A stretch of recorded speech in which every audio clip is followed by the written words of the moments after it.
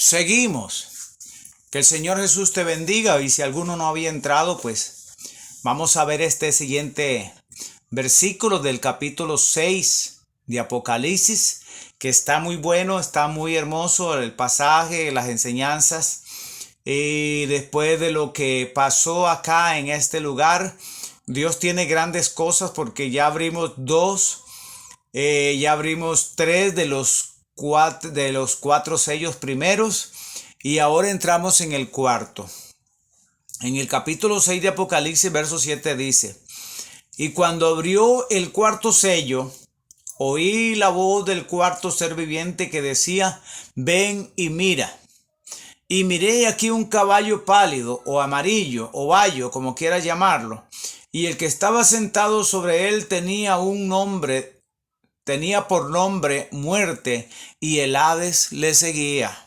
Escuchen bien, algunas tradiciones bíblicas dice el infierno, pero la palabra Hades está mejor diseñada. Y dice que el Hades le seguía, o sea, la muerte le seguía. Y le fue dada potestad sobre la tierra por la cuarta parte de la tierra, para matar con espada, con hambre, con mortandad y con las fieras de la tierra. Vean qué tremendo, hermano, lo que Dios permite, porque es el cumplimiento de la palabra. Gloria al Señor. Le fue dada potestad, autoridad a esta bestia, a este caballo este caballo amarillo o pálido. Dice, sobre las cuatro partes de la tierra, para matar con espada, con hambre y con mortandad y con las fieras de la tierra. Según la historia, voy a comentarles un poquito de historia. Dice que no tardó mucho en manifestarse la peste en divina venganza por parte del Señor. Porque hablamos del caballo anterior, que fue muerte, hambre, hambruna y suicidios, homicidios, carnicería, derramamiento de mucha sangre y tempestades y pestes. Pero aquí vamos a hablar algo de lo que viene después de esto. Dice la escritura que Maximino, en su edicto contra los cristianos, que ya antes hablamos de esto, atribuía a sus dioses el honor de haber hecho felices sus pueblos en su reinado, concediéndoles la paz, la salud y la abundancia. Pero los comisarios encargados de llevar este edicto a todas las provincias aún no habían concluido su viaje, cuando el Dios vengador, o sea, nuestro Señor, para desmentir a ese príncipe impío de las tinieblas que usaba a este hombre para hacer daño y para matar y para sacar los ojos y para violentar el derecho de las mujeres, dice que envió a un tiempo el hambre, la peste y la guerra. O sea, le atribuyó con lo mismo que él hizo para destruir. Dios le envía al pueblo de Roma el hambre, la peste y la guerra, habiendo negado al cielo, por haber negado al cielo. Y en todo el universo las aguas que fertilizaban la tierra faltaron, los frutos y las mieses. Fue algo tan terrible que sucedió, y tras del hambre le siguió la peste, pero tan terrible que además constante sus síntomas ordinarios. Se juntaba otro, es a saber, una úlcera inflamada, después de esparcirse de todo el cuerpo, se fijaba en los ojos e hizo perder la vista a infinitas personas de todas las edades y sexos, como en castigo de que habían hecho padecer el mismo suplicio a tantos cristianos. O sea, la mismo que él mandó ordenar, a sacarle los ojos, a cortarle los brazos, a cortarle los tobillos y mandarlos a ese lugar de las minas. Dios le manda una retribución como castigo para hacerle saber que Dios solamente es Él y que no hay otro Dios, aleluya. Que Dios siempre va a tener a defensa de sus hijos en el tiempo que Él quiera.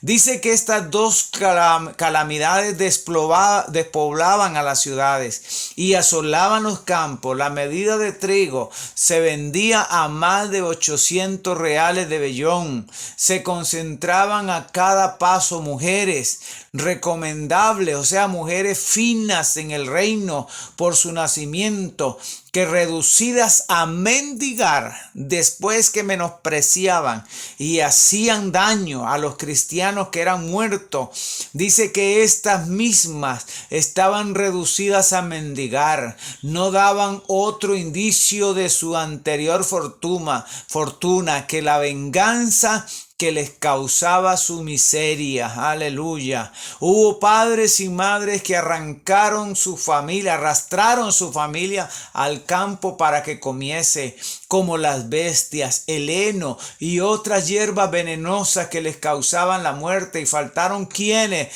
vendían sus propios hijos por el miserable alimento de un día. Por las calles y por las plazas públicas temblaban y caían unos sobre otros, semejantes a los fantasmas flacas y descarnadas. Dice que no tenían fuerza sino para pedir expirando un bocado de pan. La peste causaba al mismo tiempo horribles estragos y parecía que se cebaba principalmente de las cosas que la opulencia había salvado del hombre. Aleluya. Saben, hermanos, aquí hay una muerte segura por castigo. Acuérdense de la peste negra que invadió todos los continentes. Aleluya. Esta peste negra que se hacían bubones fue algo tremendo que desoló casi muchos países, y fueron de país en país por causa de los barcos, por causa de los transeúntes que viajaban, y comerciantes llevaban la peste a otros lugares, como sucedió con el COVID aquí en el mundo. Y se moría la gente por causa de esto y no había remedio para ello. La muerte armada con estos dos azotes recorrió en poco tiempo todos los estados de Maximino, abatió familias enteras, y nada era tan común, dice un testigo ocular, como ver salir a un mismo tiempo de una casa 2 o 3 entierros. No se oía en todas las ciudades más que un terrible concierto de gemidos, de lloro, de lamento, lúgubres, y de los instrumentos que se empleaban entonces en los funerales. Alabanzas al Señor.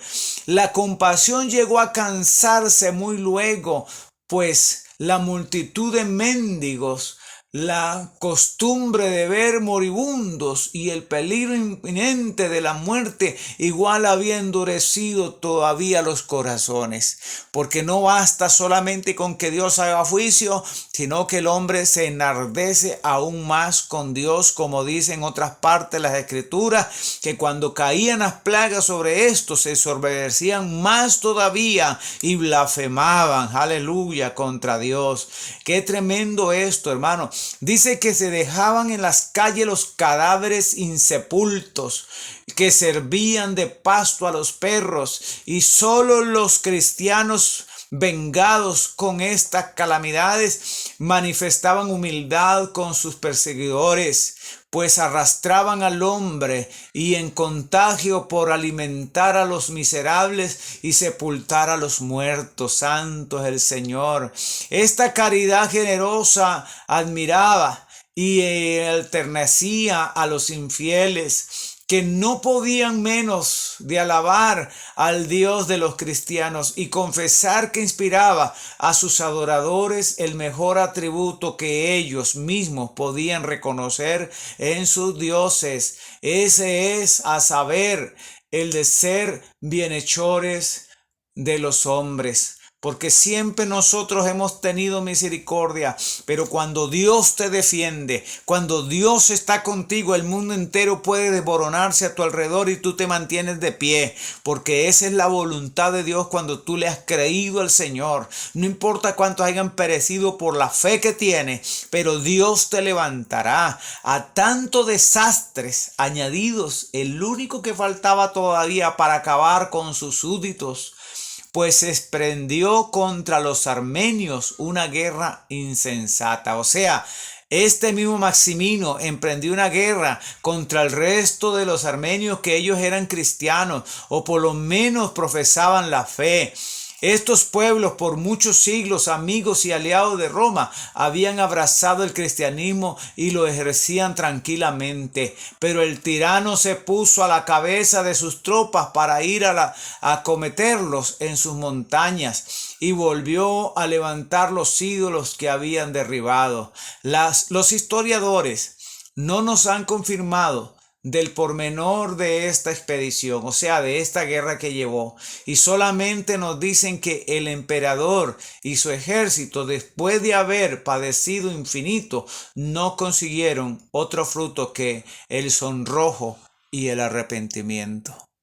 ¿Sabes, hermano? Meterse con Dios es un tremendo caso. Dice que es horrorizante. Por eso los que los persiguen, los malos, tendrán su parte. No temas tú por lo que estás pasando, porque Dios tiene para ti cosas grandes también. Y sabes cuántas calumnias, cuántos improperios has recibido.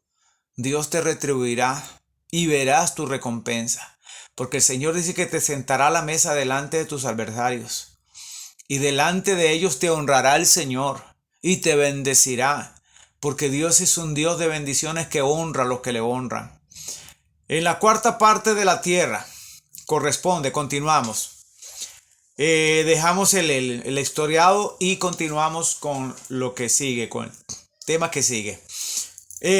Correspondiente a los principios, a los primeros 4 sellos, la porción de él como uno de los 4, siendo la cuarta parte mortandad, la pestilencia, según lo que dice, vean, les voy a dar un versículo para que a ver si lo podemos comparar o comprender. Ezequiel 14:21 dice: porque el Señor Dios dice, aunque envíe los 4 peores castigos, ejército enemigo, 1, hambre, 2, animales salvajes y plagas contra Jerusalén para destruir todos los seres humanos, como las bestias, habrá sobrevivientes que saquen adelante a sus hijos e hijas.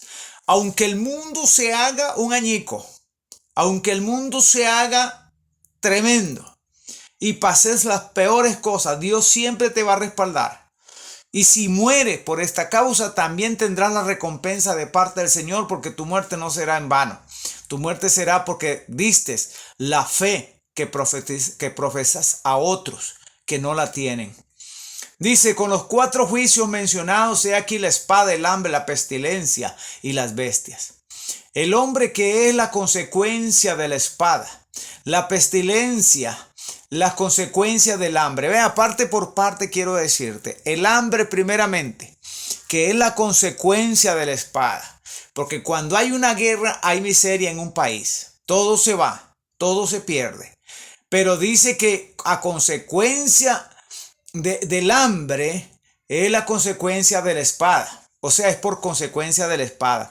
La pestilencia, o sea, después de la espada viene la pestilencia, cuerpos muertos, hediondez por todos lados. Usted puede imaginarse lo peor, lo que es una guerra. Las consecuencias del hambre vienen después de la pestilencia. Las bestias que se multiplican por la consecuencia de la despoblación. Aleluya. Porque esto es algo tremendo. El Señor dijo que Él les iba a enviar bestias. Les iba a enviar bestias. Les iba a enviar hambre, enemigos, ejércitos, para los peores castigos que podía haber sufrido o que sufrirá esta nación que hace tanto pecado. Dice además, con las bestias, estos 4 sellos se distinguen de los tres últimos por los cuatro seres vivientes que los introducen clamando ven. Las calamidades indicadas no se registran en el tiempo, en un tiempo, sino que se extienden a través de todo el periodo de la historia de la iglesia. No están predestinadas para un tiempo, sino que en todo el periodo hasta que el Señor Jesucristo venga. Para eso se hizo la palabra, para que nosotros estemos persuadidos hasta la venida de Cristo, antes de cual día grande y terrible del Señor. Dice, ellas alcanzarán su mayor agravación. El primer sello es el resumen. Cristo, que sale venciendo hasta que todos sus enemigos sojuzgados bajo él. Gloria a Dios, queden sojuzgados para que el fin de los juicios después especificados acompañen a la predicación del evangelio para ser el testimonio de todas las naciones. Gloria al Señor por esta grande bendición. Dios es maravilloso, Él es grande, precioso. ¿Y sabes qué dice el verso 9 del capítulo 6? Y cuando abrió el quinto sello, aquí hay algo que necesito analizar con ustedes. Aquí hay algo maravilloso. Dice que cuando se abrió el quinto sello, vi debajo del altar las almas de los que habían sido muertos, por causa de la palabra de Dios y por el testimonio que ellos tenían. Muchos dicen y afirman que estos que están ahí debajo del altar están vivos en el paraíso. La Escritura no habla de eso. Esto que están ahí se lo voy a comentar y vamos a resumirlo más adelante porque vamos a parafrasear estos versículos. Cuando dice vi en el espíritu, ¿verdad? Porque Juan estaba en el espíritu. Pues las almas no son naturales, visibles, o sea, no son gente que están ahí.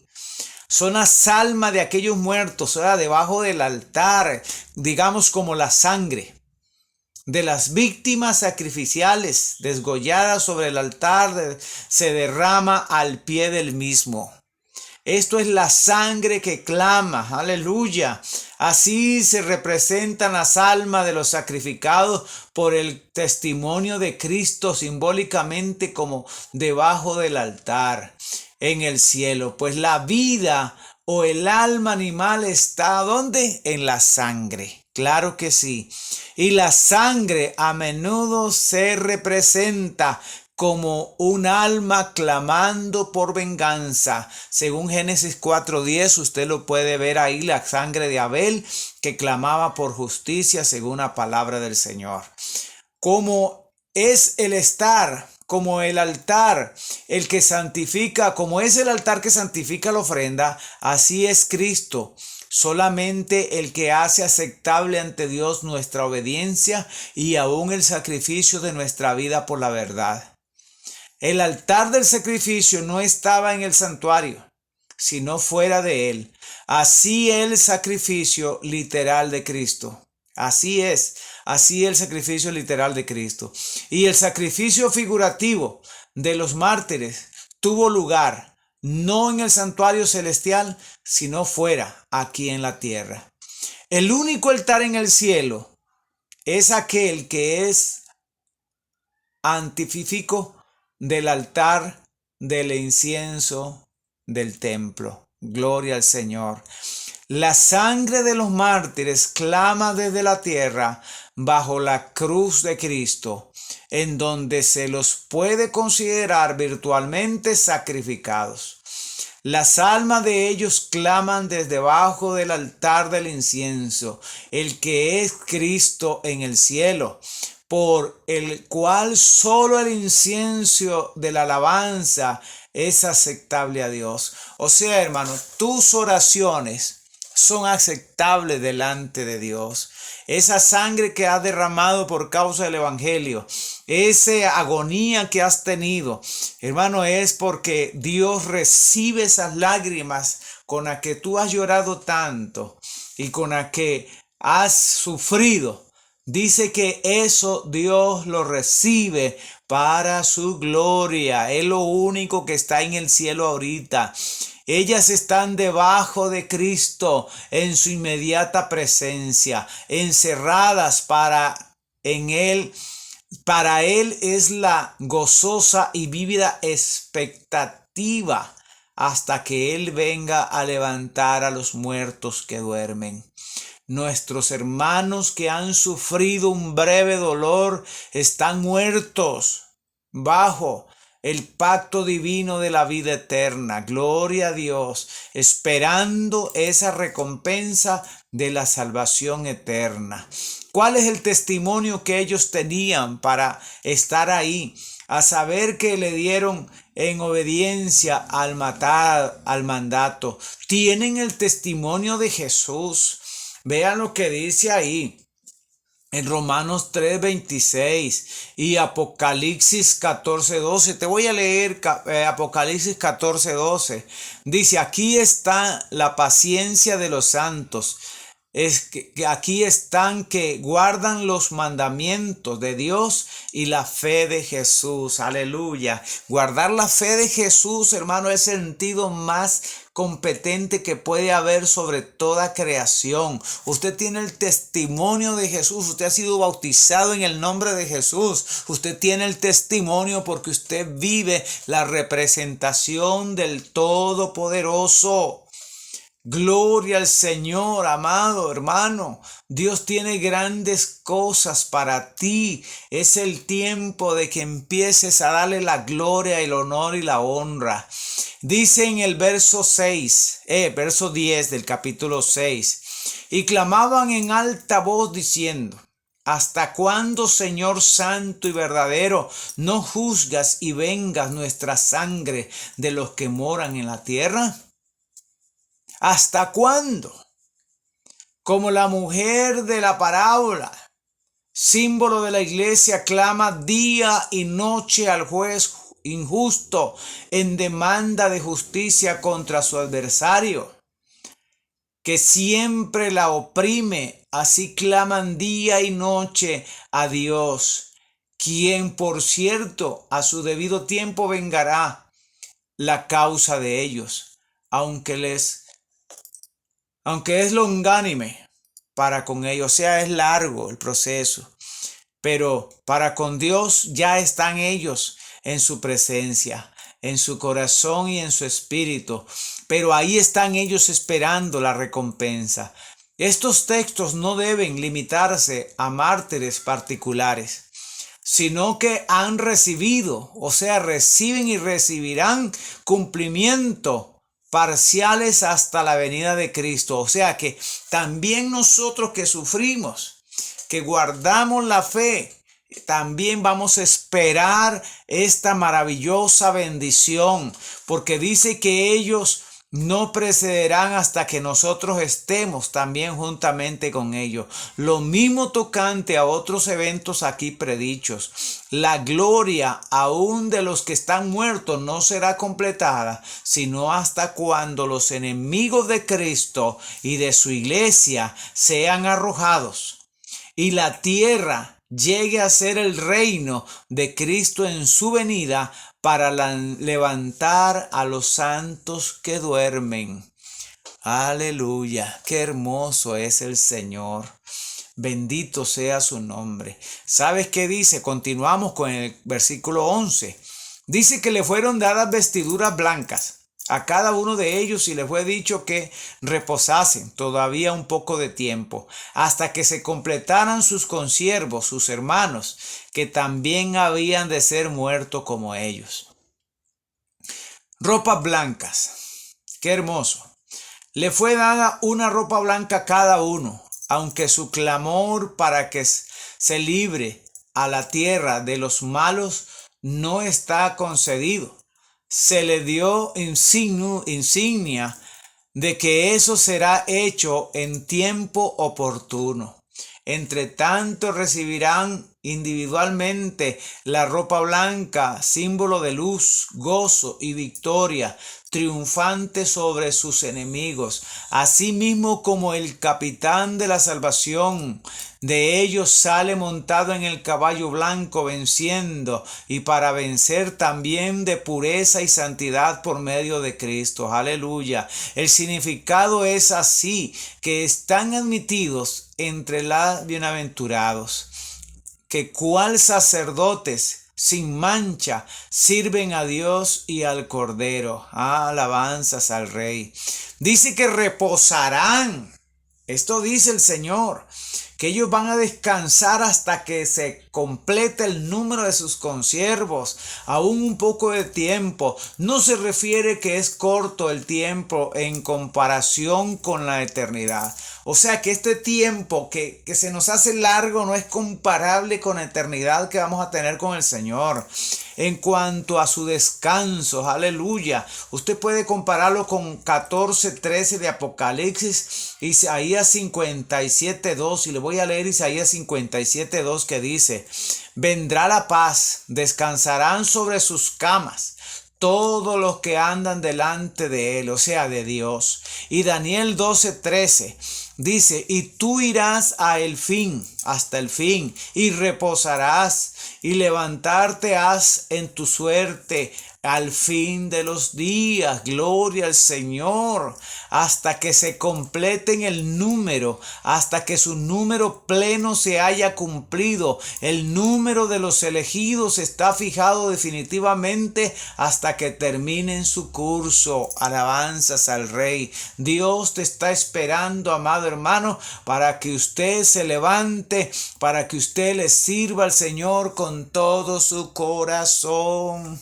Terminamos esta segunda parte y continuamos con la tercera parte. Dios te bendiga, amado, que escuchas estos mensajes. Dios es prominente, Él es poderoso y maravilloso, y Él te guardará siempre. Guarda la fe que has mantenido hasta hoy.